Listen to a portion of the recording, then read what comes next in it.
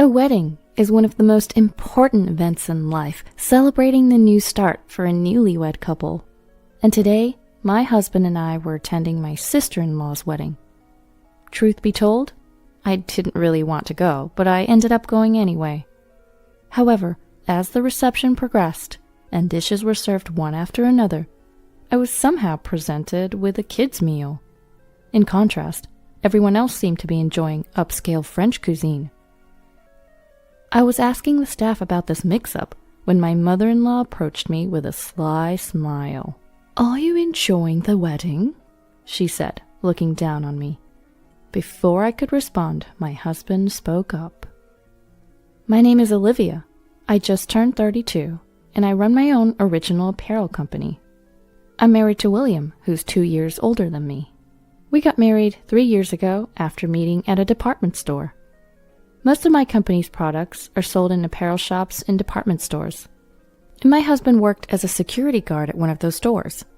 Among the generally older security guards, he stood out to me as he was younger. I was 27 at the time, and he was 29. He was muscular but still looked slender.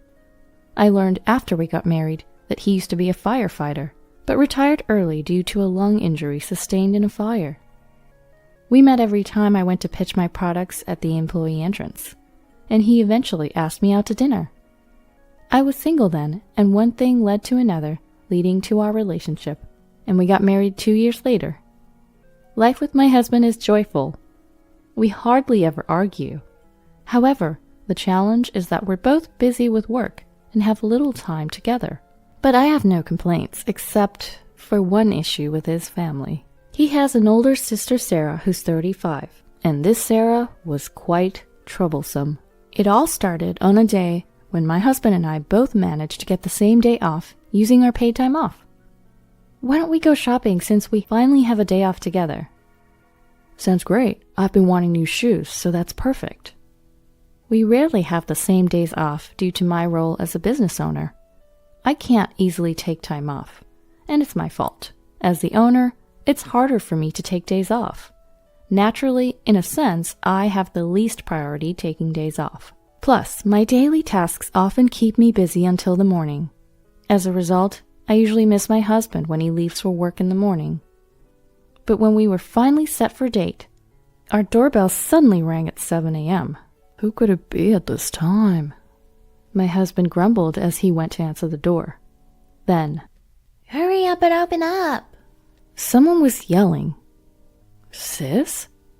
he exclaimed, and I followed him to the door. When we opened it, there stood my sister-in-law, Sarah, with a suitcase. "Sarah, what brings you in at this hour?" We were completely baffled. Then, with a nonchalant expression, she said, "Let me stay here for a while, okay?" "Excuse me? What do you mean, sis?" Naturally, we were perplexed. She just showed up out of the blue, asking to stay as if it was the most natural thing. And so we asked, "Why? What's going on? You didn't even tell us you were coming." "Well, I'm getting married soon, and the venue's close to your home. It's a hassle to come all the way here for venue inspections and dress fittings. Then I remembered you both lived around here," she said, and started to barge in. I immediately objected. "Wait, we finally have a day off together, and we were about to go out." Hearing this, Sarah's face suddenly brightened, and then, "Oh yeah? Where to? Shopping?" she said, getting excited. My husband and I exchanged a look. Don't tell me you're planning to come with us," I asked hesitantly. "Why not? Is there a problem?" she retorted defiantly. At her audacity, my husband and I were dumbfounded. Then she added, "I want to go look at baby stuff. I want to make sure I'm ready for the baby." She seemed all set to tag along, taking the lead while we stood frozen at the entrance. "Come on, let's get ready. We'll leave by 9 a.m. How are we going? By car?" My husband's face darkened at her self-centered attitude. I rarely see him look so gloomy, but it seems he's never gotten along with his sister. He mentioned they used to fight a lot as kids. Is there any way you can leave? William and I just want to enjoy our day off together." Sarah glared at me and snapped. "What? You want to exclude me? Wait, you're from a single mother family, right?" Yes, I am. So what? Ugh, figures.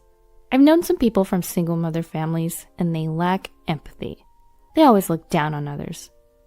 Her words were ironic, as she was looking down on me while saying that. She just claimed that single mother families produce judgmental people, and was she not doing exactly that? Unlike me, she had both parents. Her whole perspective was a baseless stereotype, and it infuriated me. That's prejudice. I'm not like that. And look, even William is uncomfortable. I looked at my husband, and he was glaring at his sister. "What's up, William? You got something to say to your own sister?" She taunted him. "Of course I do. Please just go home." My husband's tone was firm. "Fine, but don't come crying to me later. Especially you, Olivia." I wondered why she singled me out. "Thanks for the warning," I replied nonchalantly. With that, she left without another word. After successfully getting rid of her, we had breakfast and went to the nearby mall. But the unlucky start to our day seemed to continue. After shopping, we decided to rest on a bench. Then, we unexpectedly ran into Sarah again.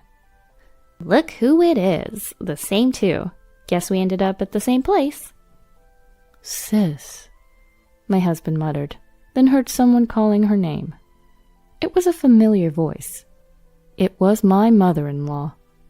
"Sarah, let's go see those luxury bags over there." Approaching us, his mother noticed us too. "William and Olivia?" "You too, Mom?" He sighed, sounding exhausted. I felt the same way. Dealing with his sister was hard enough, but his mother made it worse. Why? Because she's simply unpleasant, and she quickly showed it. "Is that bag from Infinity Tread Shoes?" She pointed at the shoe store bag my husband was holding. "Yeah, it is." She and his sister exchanged looks and laughed. "Since when do you wear such cheap shoes? Look at ours, matching luxury brand shoes." "William, choosing the wrong partner brings misfortune." Their contemptuous gaze was mostly directed at me. It was clear I was the main target of their disdain. "You talking about me?" I asked impulsively, to which my sister-in-law replied, I wonder if we are." Dodging the question, she hurled insults at me. Then my husband interjected. "Enough! Mom, your consistent bragging about wealth has always been embarrassing and annoying." He was angry, a side of him I had never seen.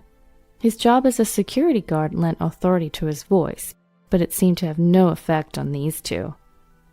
"William, you were born into a wealthy family. Are you okay with this?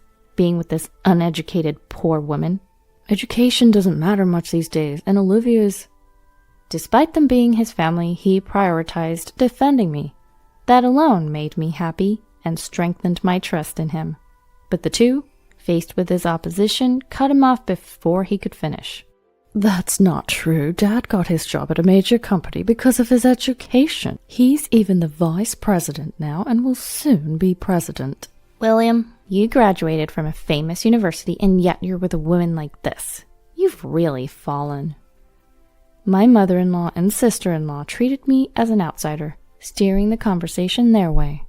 Despite my husband's retort, they showed no remorse. To me, their nature seemed utterly rotten.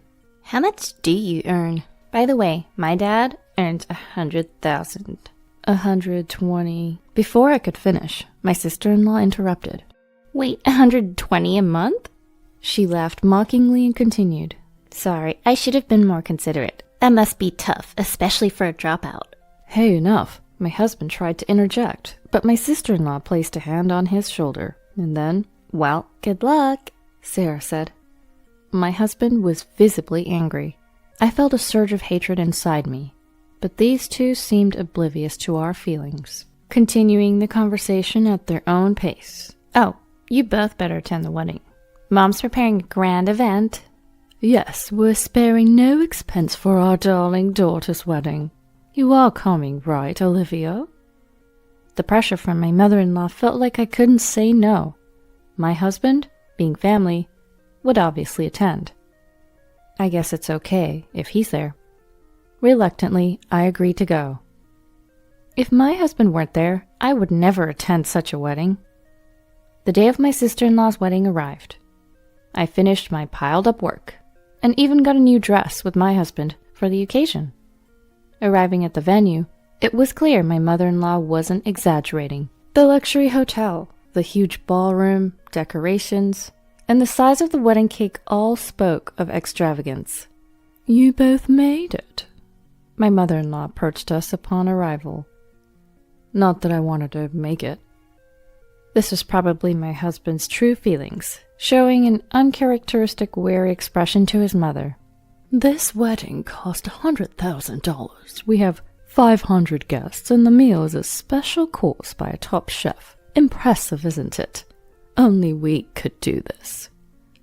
She looked down on everyone, but passers-by only offered polite smiles and nods. I was appalled by her need to flaunt her status.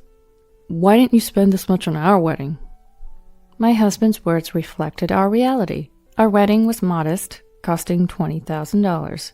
Therefore, it was a simple wedding with only relatives and a few friends invited, but I was still happy with it. I was content. But in terms of treatment, it was indeed unfair.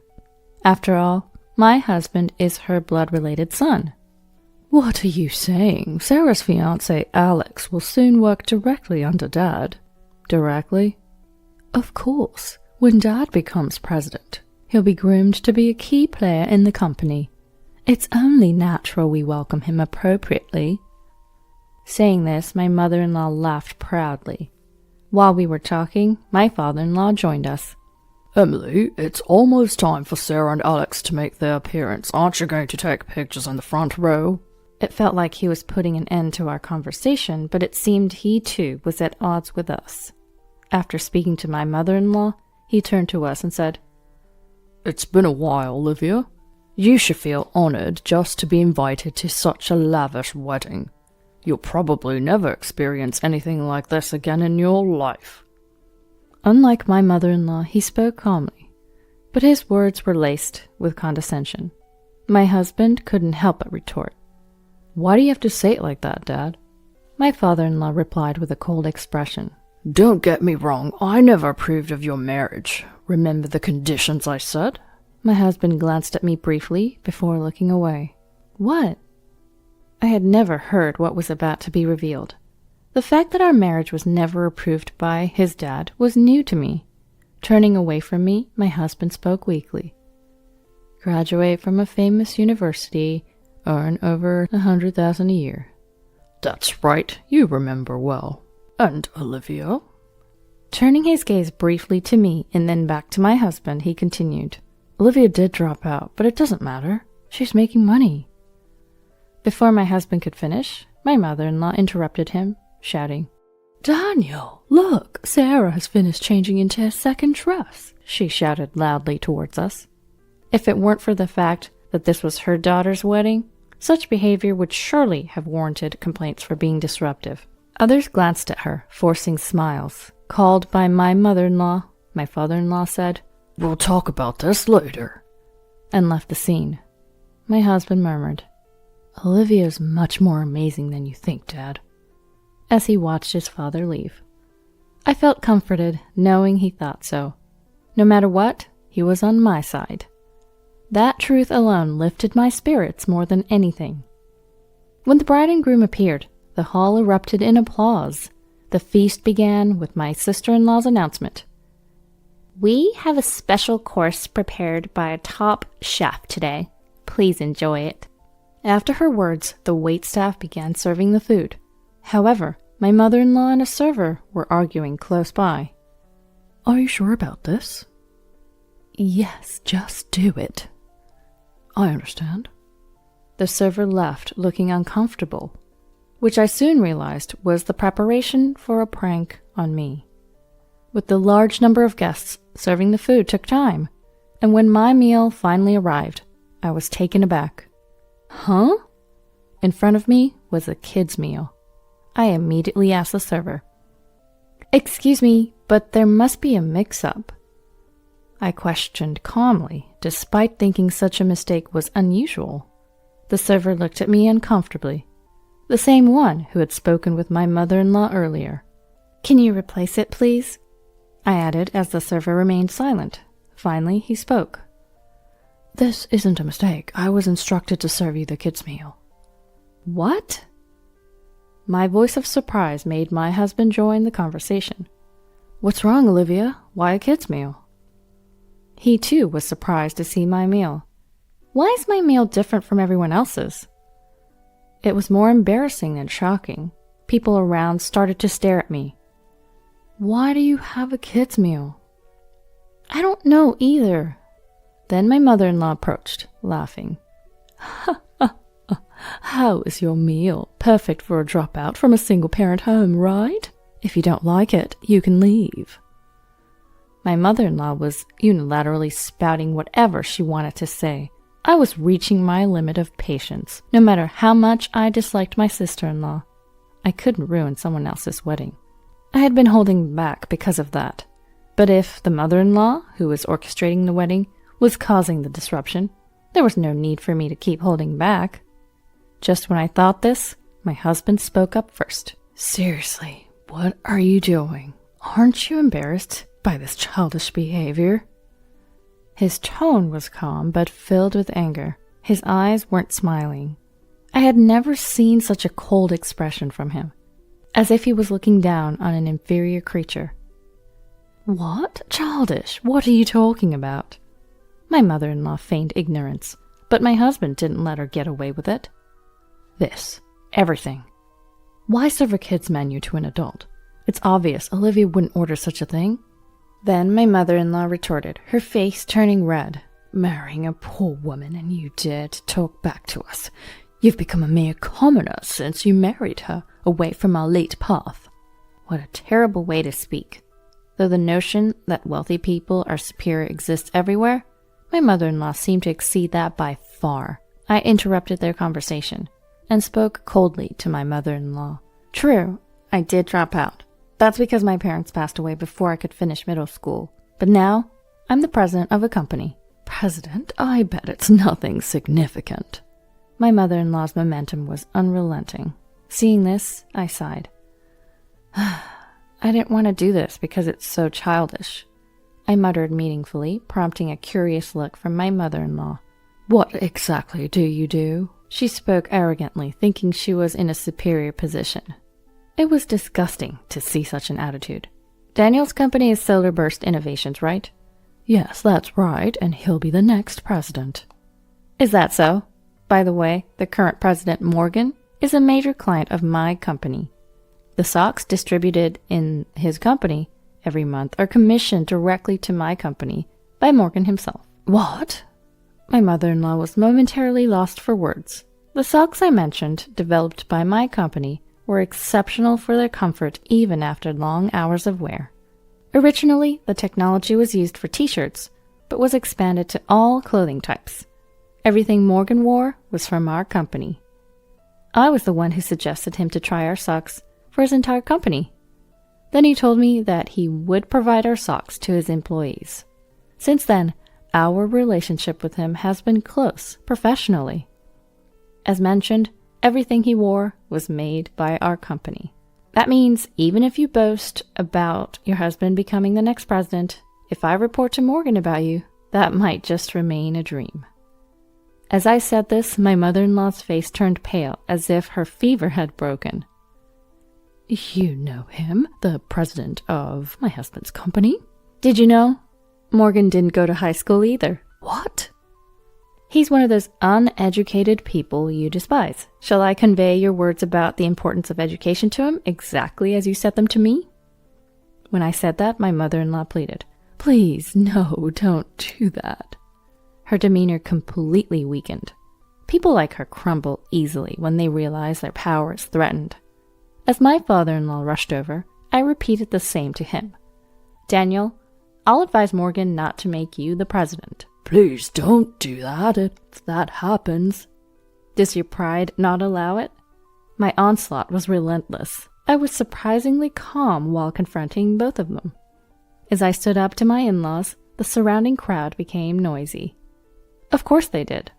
Trouble had started just as the meal began and only our table's progress had stopped. Sensing the commotion, my sister-in-law approached our table. "What's all this fuss about?" Unaware of the situation, I bluntly told her. "Sarah, by the way, I make over $120K a year. My business is stable thanks to that. I didn't tell you the other day because you interrupted our conversation." Upon hearing this, my sister-in-law's face contorted. She stood frozen, gripping the hem of her dress. After I fought back, the entire in-law family looked as if their souls had been sucked out in an instant. "So everything we've been doing to you is—" "Yes, just harassment towards me and self-destructive acts that undermine Daniel's position." As I declared this, my mother-in-law suddenly changed her attitude and knelt on the floor. She clasped her hands together. "I'm sorry, please, I beg you, forgive me." Seeing her, I wondered if she had any pride left at all. Her readiness to get on the floor so easily seemed almost refreshing, but it still wasn't a reason for me to forgive them. "No, I won't. You've judged and insulted people based on their appearances. You should face the consequences." "Please, we've almost used up our savings for this wedding. If I don't become president and get a higher salary, we'll struggle financially." My father-in-law got on the floor, following my mother-in-law's example. My sister-in-law watched with a powerless expression, and then asked weakly, "Huh? Dad, you're out of money?" "Yes, I used all I had for this wedding as a gift to you two." "What about our honeymoon funds? Alex's promotion?" Her voice trembled. But she was only lamenting her worsened position, disliking being brought down from her pedestal. It was all about her own convenience. She wasn't trying to solve anything by herself, always depending on others. "Wait, you boasted about being wealthy and were planning to go on your honeymoon using your parents' money? How shameful." "What did you say?" My sister-in-law retorted, but she had nothing more to say. To all three of them, I declared, "Real wealthy people and celebrities don't brag about themselves. In other words, you're all just fakes. Know your place." "Oh." My harsh words completely disheartened them, and my husband murmured his admiration. After that, of course, the wedding was no longer feasible, and we suddenly had free time. We left the pitiful wedding venue of my sister-in-law. Later, I explained everything to Morgan. "Got it. So it wouldn't be fun for you if Daniel became president, right?" To be frank, yes. "Don't worry. I won't forgive Daniel for insulting you, nor will I make him president. Maybe I should transfer him to an overseas branch." Morgan laughed as he said this. A week later, my father-in-law rushed to us. "Please convince Morgan to cancel the overseas transfer." His face was filled with desperation. Apparently, Morgan was seriously working to transfer my father-in-law to another branch. When I heard it was Brazil, a half-day flight away, I almost burst into laughter. In the end, Morgan didn't cancel the request, and my father-in-law, unable to go to Brazil, seemed to have resigned from the company. Additionally, there was a big commotion involving my sister-in-law's fiancé due to recent events. First, the wedding turned into a complete mess. Then, the promised position at my father-in-law's company fell through when he resigned. My sister-in-law's fiancé originally worked in Italy. He moved to America for the wedding, only to be caught up in this absurd drama. In the end, my sister-in-law's marriage was called off, and she was in great shock, but she ended up in the hospital. My mother-in-law, affected by the downfall of my father-in-law and the mental breakdown of my sister-in-law, lost all her hair, and now looks like an old woman, as my husband said. The lives of these three people who freely insulted others lost their shine in an instant. Like a diamond that turns out to be just a lump of carbon. The wealthy life of my in-laws was nothing but a facade of pretense. Life can hinge on a single event influencing the future. This applies equally to both good and bad events. This was indeed such an occasion, I believe. As for me, I'm using my savings to prepare for building my dream home with my husband. While my in-laws' lives were becoming more difficult, my business was generating more and more profits. Moreover, perhaps due to things settling down, I'd become pregnant. With financial stability and a growing family, We must seem like celebrities to my current in-laws. Still, I made a promise to myself to live happily with my husband and our future child, never becoming arrogant no matter what. The discovery after marriage was a shock. My in-laws had a debt of $15 million, and for some reason, I was supposed to pay it off. I thought I would try my best for the sake of the family, but then I noticed something. It was unforgivable. They were just enjoying themselves behind my back, planning to use me to pay off their debt.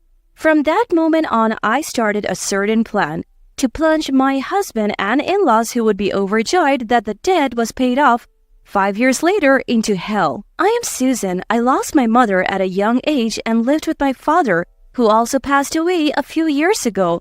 The person who encouraged me when I was feeling down for being alone was my old friend. It was through her that I met my husband, Lawrence. I met Lawrence when I went out for a drink with my friend after a long time, and we ended up drinking together. He had just been dumped by his girlfriend and was complaining about it over drinks. I'm lonely. Is my life supposed to be like this? Hearing that, it was friend who suggested in high spirits, "Susan is single right now, right? Why don't you two just date?" My friend in high spirits arranged for Lawrence and I to exchange contacts and even set up the next date. It was somewhat forced, but she seemed to have noticed that Lawrence was my type. As expected, a friend who has known me for a long time. I was a little excited about the date with Lawrence that was set up. To put it bluntly, we had so much fun that it didn't feel like our first date. After that, we started dating almost every week. When we first met, you had just broken up with your previous girlfriend, right? Why did you break up with her? Well, let's not talk about the past. You're here with me now, Susan. Lawrence was kind and fun to talk to. I wondered why he was dumped by his previous girlfriend, but at the time, I didn't really care. After dating for about a year, Lawrence proposed to me. Of course, there was no reason to refuse. With joy, I chose to become his wife. When I nervously visited his parents' house for the first time, my in-laws welcomed me. "Susan, you work for a major corporation, don't you? That's amazing." Yes. "Do you plan to continue working after marriage?" Yes, I do. It's good to have a dual income. It will give us some leeway in our lives. My stay-at-home mother-in-law surprisingly supported my job. I was a bit relieved, thinking I would be told to quit my job and take care of the household. Lawrence also agreed that I should continue working after marriage. Thus, without any particular trouble with my in-laws, my married life started. We bought a house under my name, and just when I was thinking about our future, Lawrence came to me with a serious look and said, I have something to tell you. The truth is, my family has debt. Huh? I had never heard such a story before. How much is the debt? At first, it wasn't so much, but as the repayment was delayed, it just kept growing. I asked with trepidation. Just tell me, how much is the debt? About $15 million. That... Even if we try to pay it back, my parents are living on their pension, right? They can't pay it back as much as they want to, and the debt is just growing. I see. Susan, before we got married, you mentioned that Mr. Father-in-law has some inheritance, right? Frankly speaking, how much is that? The conversation took a turn I wasn't expecting. I had a nagging suspicion, and unfortunately, I was right. Lawrence asked, Can't we use the inheritance you got from your father to pay back my parents' debt? Why should I? I have got my own mortgage to pay. It's not manageable if you continue to pay little by little. What about your savings, Lawrence? I have no savings. But before we got married, you said you had some money put aside, remember? Well, that was... I was just going with the flow, trying to match, Susan. I really don't have any savings. That's why only you can handle it. Lawrence tried to persuade me with all his might. Even though it was highly unfair, I knew we couldn't just ignore the debt. The problem was I didn't have as much as $15 million in savings. I only have $10 million from the inheritance. What about the rest? We both earn good money, right? Plus, you do a lot of overtime. I want you to use that overtime pay to repay the debt. So he was implying that I should use all the money I inherited from my father and my hard-earned money to repay the debt? Looking at his face, it seemed that there was no way out of this other than me helping him out. Fortunately, it was not an impossible sum if we combined the inheritance and my salary. I reluctantly agreed to his request. Later, my in-laws showed up at our place. "Susan, you're going to repay our debt for us? Thank you so much." Lawrence replied to my tearful and grateful mother-in-law with a proud look. "Mom, you should thank me too. If I hadn't married Susan, things wouldn't have turned out this well." Well, you're right about that. I thought she was a good person from the first time I met her. There's no doubt about your good judgment, Lawrence. Even my father-in-law was overjoyed, hugging Lawrence. "Well done, Lawrence. Now we can walk around proudly without worrying about debt collectors. We can finally afford to eat out." "Let's celebrate by grilling some steaks." Agreed. I watched my husband and his parents giddy with joy with a stupefied expression. They owed money, and it wasn't like they were the ones repaying it, and they were talking about eating out and having steaks. Perhaps noticing my exasperated look, Lawrence finally quieted them down. "Hey, calm down, both of you. This is exactly why your debts keeps increasing. You spend money frivolously and you can't even do basic calculations." As Lawrence scolded them, my mother-in-law retaliated. Isn't that the same for you, Lawrence? Why me? You have always been a show-off, Lawrence. When you liked a girl, you would go on expensive dates and give gifts, even if it meant borrowing money. And when your lack of funds was revealed, you ended up getting dumped, remember? What? I've learned from my past mistakes. That's why I married Susan, who doesn't need me to spend money. Isn't that smart of me? Well, it did help us out, that's for sure. I see. So that's why Lawrence kept quiet about the reason he was dumped by his previous girlfriend? Listening to Lawrence and his parents' conversation, it felt like he married me for my money, and it made me uncomfortable. The way they were talking about repaying the debt, it was as if they were openly saying Lawrence is a smart one for landing a cash cow. My mother-in-law continued speaking. Lawrence has always had this tell. Whenever he's got a girl he likes, he starts spending money like crazy, you know? Upon hearing this, I realized something. Recently, he had been withdrawing money frequently from our household account. Could it be? Ignoring my suspicion, Lawrence, seemingly struck by a brilliant idea, spoke up. Exactly, Susan. You've been sending money to my parents' house every month, right? But our family is notoriously bad at managing money. So from now on, could you send it directly to the debtor instead? What? I was confused by the sudden and selfish proposal. However, my in-laws reacted with exaggerated enthusiasm. Oh, what a great idea. Here, Susan, this is the account number for the transfer. My mother-in-law said, handing me a piece of paper with the account number on it. And how much will you be able to repay each month? How many years until it's all paid off? She asked as if it was someone else's issue. Though I was irritated, I responded, firstly, I'll allocate the $10 million from the inheritance to repay the debt. So there's only $5 million left. If we can pay between $800 and $900 each month, I think we can finish in about 5 years. 5 years, huh? I guess it can't be helped if it takes that long. And so I ended up repaying my in-laws' debt bit by bit. First, I sent the $10 million from the inheritance to the creditors as a lump sum. This should keep them at bay for a while, but then I discovered something. My husband had been having an affair behind my back. No wonder his spending habits had gotten out of hand. I won't stand for him having all the fun. If that's how he wants to play it, I'll play it too. He is in for a surprise in 5 years. For the next 5 years, I handled all communications with the creditors while my husband and in-laws went about their lives as usual. All this for my secret plan. I looked forward to the shock on their faces 5 years later. And then one day, 5 years later, Lawrence, looking at the bank card, said, "Good job, Susan. You've been making consistent payments each month, and now the remaining $5 million is fully paid." Yes, that's right. I'm really grateful to you, and I actually have something important to talk about. Something important? I want us to break up.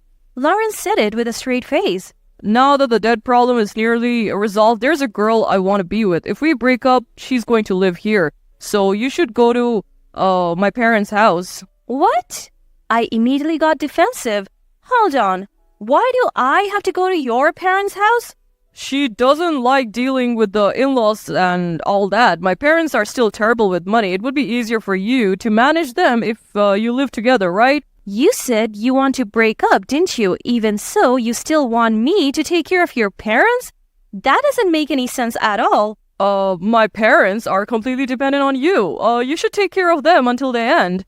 Besides, if they accumulate debt again, it's going to be a real pain to repay. And by its, I mean your pain. He said, laughing. A husband who dumped the task of debt repayment onto his wife and enjoyed an affair in secret. Not only that, but he also planned to have me take care of his parents after our divorce. While he lived with his new woman, I would never allow it. There is no way I would let that happen. I am fed up with Lawrence's selfishness.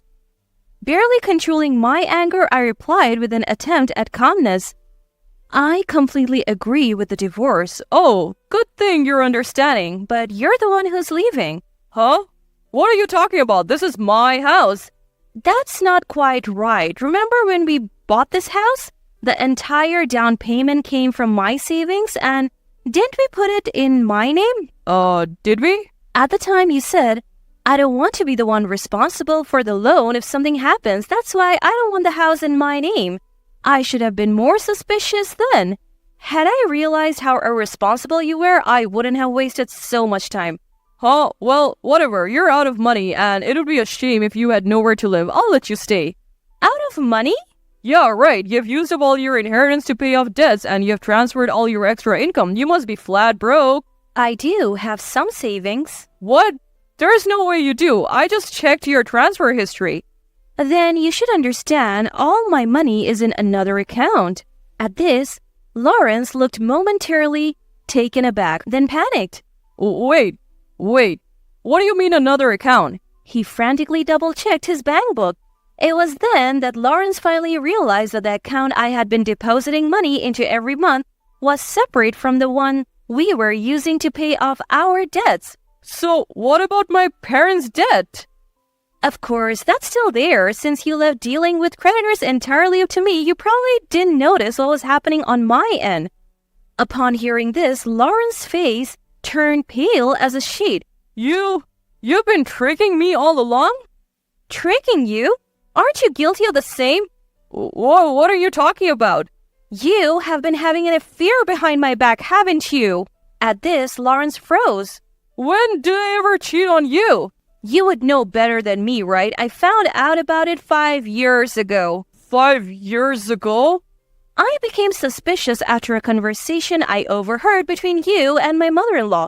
Apparently, whenever you get a new girlfriend, you start spending money recklessly. That's when I noticed your spending habits change. No way. You can't be serious. I suspected something, so I kept a close eye on you. I kept seeing signs of a woman in your life. Once I confirmed the affair, I decided to move the money I had been planning to use to pay off the debt to a separate account instead, to secure a living for myself after I divorced you, Lawrence. Upon hearing the truth, Lawrence was stunned for a moment. I need to call my parents. In response to Lawrence's call, his parents rushed to our house. They must have already heard about the situation because they came at me with fury. Susan, what do you mean you haven't been paying off the debt? Facing my father-in-law, who was red with rage, I replied in a cold tone. Why would I be obligated to pay off the debts of someone who will soon be a stranger? Besides, it's unthinkable to give my salary to a husband who betrayed me. A stranger? Betrayed? What on earth are you talking about? Father-in-law looked confused. I didn't miss the flustered expression on my mother-in-law's face standing next to him. Mother-in-law, you understand what I'm talking about, don't you? I don't know. Playing dumb won't help you. It was your own mother who enlightened me about the telltale signs when Lawrence becomes infatuated with a new woman. She can't miss it, but that is... So, it's not just about money. It seems your moral compass is also a bit shaky, isn't it? That's rude. I just want Lawrence to be happy. Lawrence's happiness, huh? So it's okay to trample on my happiness, the one who has been paying off your son's debts? You're quite a monster. At that, Lawrence's mother fell into an uncomfortable silence. Then his father, looking regretful, appealed to me. Susan, I'm really sorry for what my son did. Can't you forgive him and let it go? The money he shifted to another account, it was probably just out of spite, right? After saying this, Lawrence's father scolded him. What on earth are you doing, cheating on such a wonderful wife for another woman? Apologize sincerely and beg for Susan's forgiveness, and return the money in the account for paying off the debt. I sighed heavily. It seems their nature hasn't changed one bit since 5 years ago. They're just obsessed with their own debts. I don't care how much you apologize. I'm not planning to forgive you. I don't intend to become a part of your family either. He seems to want to divorce quickly and be with his new girlfriend, so why not leech off her this time? Unable to bear my words any longer, Lawrence shouted, I can't let her do that. Hearing this, I totally lost it. So, it's fine for me to do it, but not her? What do you think people are? That's not... You've always been understanding and listened to me, but she's selfish and it's hard when she's upset. Well, you're right. I listen to you too much. There are parts I need to reflect on. So from now on, I'll do as I please. First of all, I'll make sure to claim compensation for your cheating. And I'll have you return the $10 million from my father's inheritance that was used for debt repayment. At this, both Lawrence and his father panicked. Whoa, wait a minute. You know I don't have any savings. I can't possibly pay compensation. I don't care. Why don't you ask your girlfriend to help you pay, just like you did to me? But just so you know, I'll be claiming compensation from her too. Even from her? She might break up with me if I do that. Oh, what cheap affection. If she can't even be prepared for that much, why would she meddle with a married man? Susan, please reconsider. Lawrence's father also started begging me. Susan, we are begging you. We can't survive if we go back to being in debt. In response, I shrugged dramatically. Well, I understand. Your parents, father-in-law and mother-in-law are struggling enough with paying out their remaining $5 million in debt. So, does this mean we don't have to pay back the inheritance portion of $10 million? That's right. I won't be demanding it from your parents. Seeing their relief, Lawrence looked at me expectantly. Then you'll withdraw the compensation claim against me too. If you've given up on the inheritance, then give up on the compensation as well. What? Are you kidding? Why would I give up on getting back my father's precious inheritance? But you just said I won't claim the $10 million. Yes, from your parents. Instead, I'll add the $10 million refund to the compensation from you. What? You're joking, right? Don't you have a heart? I'll give you back those words just as they are. You took away my father's inheritance and behind the scenes you were having an affair. That's not something a person with a decent heart does. Susan, I'm begging you. Quiet. I never want to see your face again. From now on, we'll communicate through a lawyer. Bye. After yelling at Lawrence, I stormed out of the house. I went straight to the lawyer's office and told them everything that had happened. A month later, I completed the divorce and compensation claim procedures through the lawyer and finally cut ties with Lawrence and my in-laws. Though I didn't get the full amount, we settled on a compensation amount that was significantly more than average.